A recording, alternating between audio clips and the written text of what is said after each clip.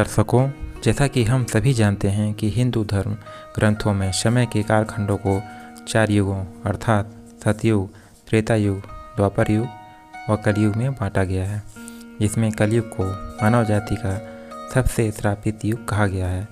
लेकिन मित्रों, आप यह नहीं जानते होंगे कि विष्णु पुराण में महर्षि व्यास जी ने कलयुग को सबसे सर्वश्रेष्ठ बताया है। उनका ऐसा कहने के पीछे क्या तर्क था और कैसे हो सकता है, ये कोई कलयुग सर्वश्रेष्ठ जानेंगे इस वीडियो में।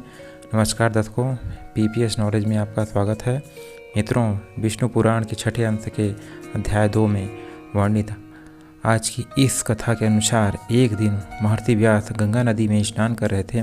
तभी कुछ ऋषिगण वहां पहुँचे और उन्होंने देखा कि व्यास जी नदी में डुबकी लगाकर ध्यान कर रहे हैं। यह देखकर वह लोग वहीं वृक्षों के तले बैठ गए और फिर कुछ समय बाद जब महर्षि व्यास ध्यान से उठकर खड़े हुए तो कहने लगे कि युगों में कलयुग, वर्णों में शूद्र व इंसानों में स्त्री श्रेष्ठ है। ऐसा कहकर फिर उन्होंने जल में एक गोता लगाया और कुछ समय बाद बाहर निकलकर बोले कि शूद्र तुम श्रेष्ठ हो, तुम धन्य हो। यह कहकर महामुनि फिर जल में मग्न हो गए और फिर खड़े होकर बोले, स्त्रियां ही साधु हैं और इस लोक में उनसे ज़्यादा धन्य कोई नहीं है। गंगा तट पर बैठे ऋषियों ने जब ये सुना तब उन्हें बड़ा ही आश्चर्य हुआ और सभी आपस में बात करने लगे कि अब तक तो उन्होंने सुना था कि युगों में कलयुग सबसे श्रापित युग है और जातियों में ब्राह्मण श्रेष्ठ है, तो व्यास जी ऐसा क्यों कह रहे हैं। तब उनमें से एक ऋषि ने कहा कि इस प्रश्न का उत्तर केवल व्यास जी ही दे सकते हैं। फिर कुछ देर बाद स्नान करने और नित्य कर्मों से निवृत्त होने के बाद व्यास जी मुनि जनों के पास पहुँचे और उनसे पूछा, आप लोग यहाँ कैसे आए। तब मुनियों ने उनसे कहा, हम लोग आए तो आपसे कुछ संदेहों को दूर करने के लिए थे, परंतु इस समय उनकी बात जाने दीजिए। हमें आपसे बताइए भगवान की आपने जो स्नान करते समय कहा कि कलयुग ही श्रेष्ठ है, शूद्र ही श्रेष्ठ है और स्त्रियाँ ही साधु और धन्य हैं, इनका अर्थ क्या है। आप जैसे महर्षि कुछ भी यूं ही व्यर्थ में नहीं कह सकते। हम इस पूरे विषय को समझना चाहते हैं। मुनियों के इस प्रकार पूछने पर व्यास जी ने हंसते हुए जवाब दिया, हे मुनिश्रेष्ठों, मैंने जो इन्हें बारंबार साधु कहा था इसके पीछे का कारण भी सुनो।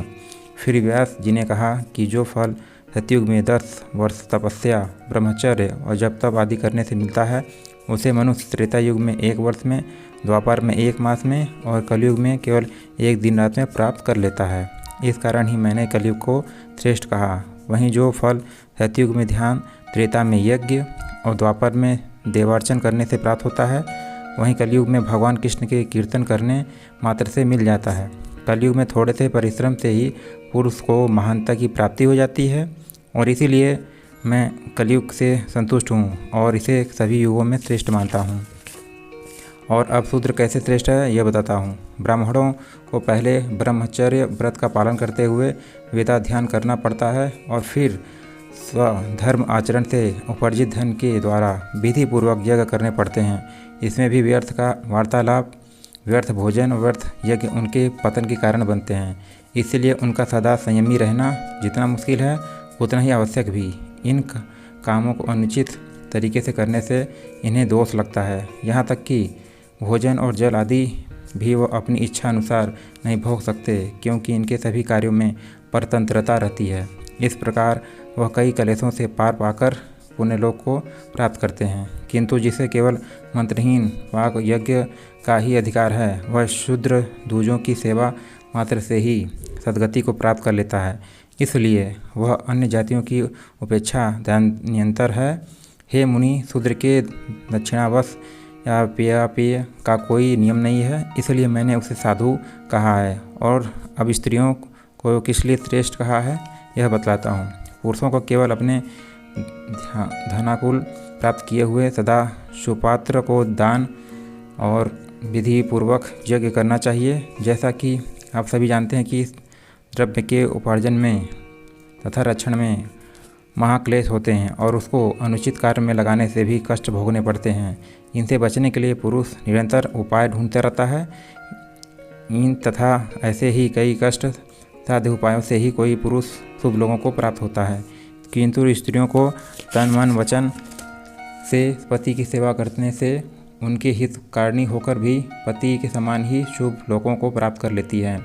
ये उत्तम नहीं तो क्या है। इसलिए मैं तीसरी बार ये कहा था कि स्त्रियां साधु हैं। इसके अलावा महर्षि व्यास जी ने बताया कि जिन पुरुषों ने गुण रूपी जल से अपने सभी दोष धो डाले हैं, उनके थोड़े से ही प्रयत्न से ही कलयुग में धर्म सिद्ध हो जाता है और शूद्रों को दूजी सेवा पारायण होने से और स्त्रियों को पति की सेवा मात्र करने से ही धर्म की सिद्धि हो जाती है। इसलिए मेरे विचार से ये तीनों दयांतर हैं, क्योंकि सतयुग आदि 3 युगों में हिंदू जातियों को धर्म का प्रसार करने में भारी मुसीबतों का सामना करना पड़ा था।